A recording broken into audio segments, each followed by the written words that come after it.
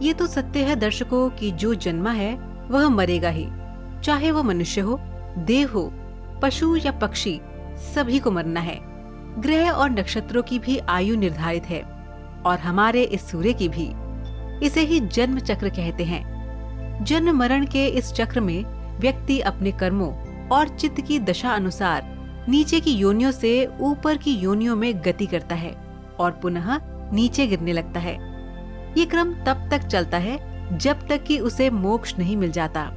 कई बार स्थितियां बदल जाती हैं। आइए जानते हैं कि गरुड़ पुराण के अनुसार मरने के बाद क्यों नहीं शव को अकेले छोड़ा जाता है। स्वागत है दोस्तों आपका हमारे चैनल समय चक्र में। इन 3 कारणों से दाह संस्कार कुछ समय के लिए टाल दिया जाता है। यदि सूर्यास्त के बाद हुई है मृत्यु तो हिंदू धर्म के अनुसार शव को जलाया नहीं जाता है। इस दौरान शव को रात भर घर में ही रखा जाता है और किसी न किसी को उसके पास रहना होता है। उसका दाह संस्कार अगले दिन किया जाता है। यदि रात में ही शव को जला दिया जाता है तो इससे व्यक्ति को अधोगति प्राप्त होती है और उसे मुक्ति नहीं मिलती है। ऐसी आत्मा असुर, दानव अथवा पिशाच की योनि में जन्म लेती है। यदि किसी व्यक्ति की मृत्यु पंचक काल में हुई है तो पंचक काल में शव को नहीं जलाया जाता है।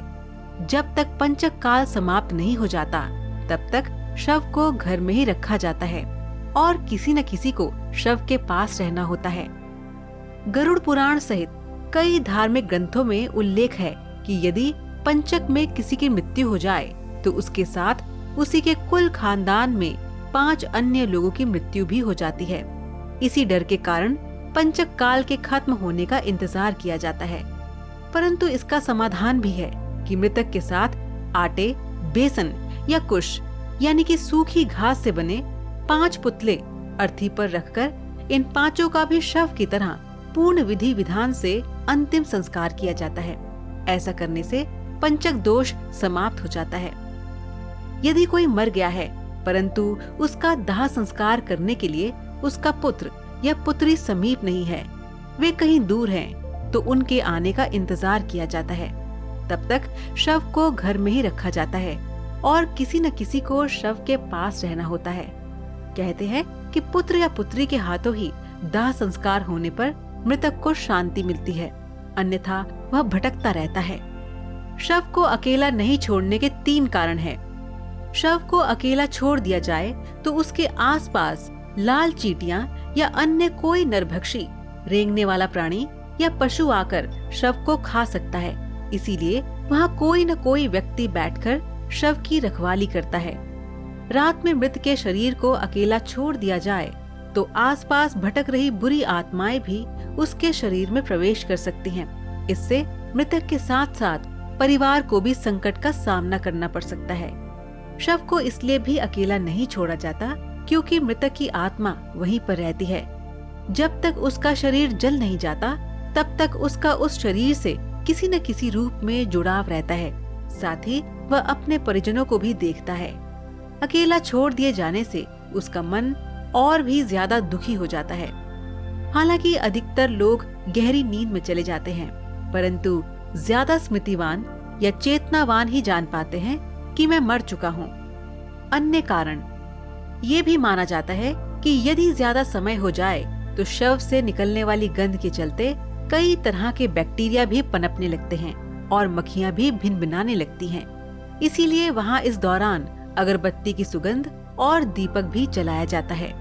ये भी कहा जाता है कि शव को अकेले छोड़ने से कई लोग जो तांत्रिक कर्म करते हैं उनके कारण भी मृत आत्मा संकट में पड़ सकती है। इसीलिए भी कोई न कोई शव की रखवाली करता रहता है। शव के आसपास जगह को साफ सुथरा किया जाता है और धूप के साथ ही दीपक भी जलाया जाता है ताकि वहाँ दूर तक उजाला फैला रहे।